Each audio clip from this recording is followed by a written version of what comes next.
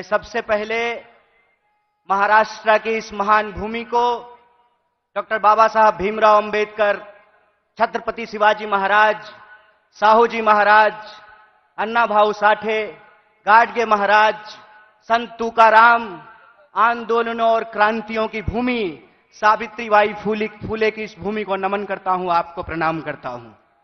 साथियों, बिना किसी औपचारिकता के मैं सम्मानित मंच का अभिनंदन करते हुए आप तमाम भारतीय राष्ट्रीय कांग्रेस के एक एक कार्यकर्ताओं का, समर्थकों का, मतदाताओं का, देश के कोने कोने में किसी भी माध्यम से इस कार्यक्रम से जुड़े हुए कांग्रेस परिवार के एक एक सदस्य को पार्टी की स्थापना दिवस के मौके पर हार्दिक बधाई देता हूं, आपका हार्दिक अभिनंदन करता हूं। दोस्तों, ये हम सब के लिए बड़े गर्व की बात है कि देश की सबसे पहली और सबसे पुरानी राजनीतिक दल, जो एक राजनीतिक दल नहीं है, जिसने आज के भारत का नींव रखा है, उस पार्टी का हम स्थापना दिवस मना रहे हैं। यह हमारे लिए गर्व की बात है। जब हम अपने पार्टी की स्थापना दिवस मना रहे हैं तो हमको कुछ बात अपने दिमाग में, अपने जहन में उतारने की जरूरत है। सबसे पहली बात यह है कि जब हम नागपुर में यहां मना रहे हैं तो जो लोग नागपुर को संघ भूमि बनाना चाहते हैं, उनको हम चुनौती देना चाहते हैं, जब तक कांग्रेस पार्टी जिंदा रहेगी, जब तक इस देश में एक भी कांग्रेसी कार्यकर्ता जिंदा रहेगा, अपने रक्त के आखिरी कतरे तक नागपुर को संघ भूमि नहीं, दीक्षा भूमि बना करके रखेगा। इस बात को याद रखिएगा। इस बात को याद रखिएगा कि जिस देश में हत्यारों का गाना गाया जा रहा है, उस देश में महात्मा गांधी पैदा हुए हैं। और महात्मा गांधी ने जिस पार्टी को बनाया है, जब तक वो पार्टी जिंदा रहेगी, तब तक आप इंसान को इंसान से नहीं लड़ा सकते हैं। हम बोलते रहेंगे, रघुपति राघव राजा राम, पतित पावन सीताराम, ईश्वर अल्लाह तेरो नाम, सबको सन्मति दे भगवान। हम यह तराना गाता रहेंगे, इस बात को याद रखिएगा। और जब आज हम पूरे देश को यह संदेश देना चाहते हैं भारतीय राष्ट्रीय कांग्रेस की तरफ से कि हैं तैयार हम, तो किस बात के लिए तैयार हैं हम तैयार हैं इस देश के संविधान की रक्षा करने के लिए। आप तैयार हैं कि नहीं हैं? इतनी जोर से आवाज लगाइए कि यह आवाज नागपुर से दिल्ली तक पहुंचनी चाहिए। आप तैयार हैं कि नहीं हैं? हम तैयार हैं इस देश की जमहूरियत को बचाए रखने के लिए। हम तैयार हैं इस देश में कमर तोड़ महंगाई को समाप्त करने के लिए। हम तैयार हैं इस देश के नौजवानों को रोजगार मुहैया कराने के लिए। हम तैयार हैं महिलाओं के ऊपर होने वाले अत्याचार को समाप्त करने के लिए। हम तैयार हैं आजाद देश में आजादी की रक्षा के लिए। हम तैयार हैं, यह हमारा संकल्प है। और जब हम इस संकल्प को दोहरा रहे हैं तो एक चुनौती भी हम लोगों को समझना पड़ेगा भाइयों। चुनौती यह है कि आप में से बहुत सारे लोगों को एक अनुभव हुआ होगा कि जब आप किसी पॉकेटमार को ट्रेन में पॉकेटमारी करते हुए पकड़ लेंगे तो पॉकेटमार इतना चालाक होता है कि वही जोर से चोर चोर चिल्लाना शुरू कर देता है। बोलिए, होता है कि नहीं होता है? आज हमारे साथ देश की सबसे पुरानी पार्टी, देश को आजादी दिलाने वाली पार्टी, महात्मा गांधी की पार्टी, पंडित जवाहरलाल नेहरू, सुभाष चंद्र बोस, मौलाना अबुल कलाम आजाद, सरदार वल्लभ भाई पटेल, एनी बेसेंट, सरोजिनी नायडू की पार्टी के साथ भी यही हो रहा है कि हमने चोर को चोरी करते हुए फिर से पकड़ लिया है।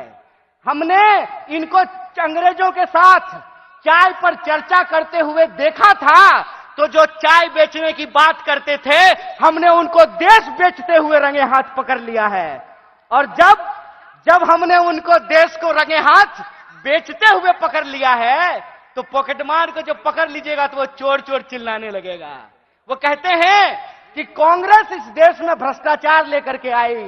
एक सवाल हम पूछना चाहते हैं, आज आप कांग्रेस के नेताओं के घर पे ईडी भेजते हैं।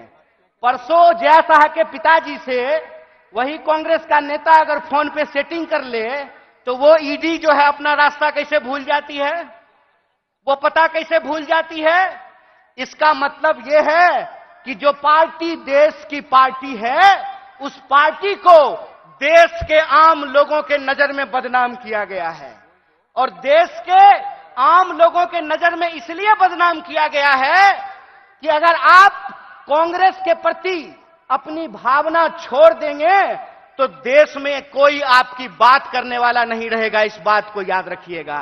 इसीलिए इस मंच से मैं आप तमाम लोगों से एक बात की अपील करना चाहता हूं कि हे कांग्रेस के कार्यकर्ताओं, जब आप चाय की दुकान पर बैठते हैं, जब आप ट्रेन से यात्रा करते हैं, जब आप बसों में चलते हैं, जब आप खेतों में चर्चा करते हैं, दफ्तरों में चर्चा करते हैं, तो एक बात को याद रखिएगा, एक बात को याद रखिएगा कि सामने वाला जब आपको जलील करता है ना, तो वो आपको जलील करने से पहले अपने मां बाप को जलील कर रहा होता है, अपने पूर्वजों को जलील कर रहा होता है। क्योंकि कांग्रेस पार्टी इस देश का इतिहास है, वर्तमान है और इस देश की आम आवाम का भविष्य है। यह बात हमको समझना पड़ेगा। हमको समझना पड़ेगा कि कांग्रेस पार्टी अंग्रेजों से लड़ करके इस देश को आजादी दिलाई। आजाद भारत में पहली बार ऐसा हुआ कि दलितों को और ब्राह्मणों को बराबरी का वोट का अधिकार मिला। आजाद भारत में पहली बार ऐसा हुआ कि महिलाओं और पुरुषों को बराबरी का वोट का अधिकार मिला। आजाद भारत में पहली बार ऐसा हुआ कि राजे राजवाड़ा का वोट भी एक और नाली में उतर करके गटर साफ करने वाले का भी वोट एक, ऐसा भारतीय राष्ट्रीय कांग्रेस स्थापित करके आई। मैं कहता हूं कि जिस पंडित जवाहरलाल नेहरू को लोग आज संसद में खड़ा होकर के गालियां देते हैं, याद रखना मेरे दोस्त, अगर पंडित जवाहरलाल नेहरू नहीं होते तो झूठ ही सही तुम ये बात आज बोल नहीं पाते कि एक चाय बेचने वाला भी देश का प्रधानमंत्री बन सकता है। कांग्रेस का इतिहास यह है कि हम इस देश की आम आवाम के लिए लड़े थे, लड़े हैं और लड़ेंगे।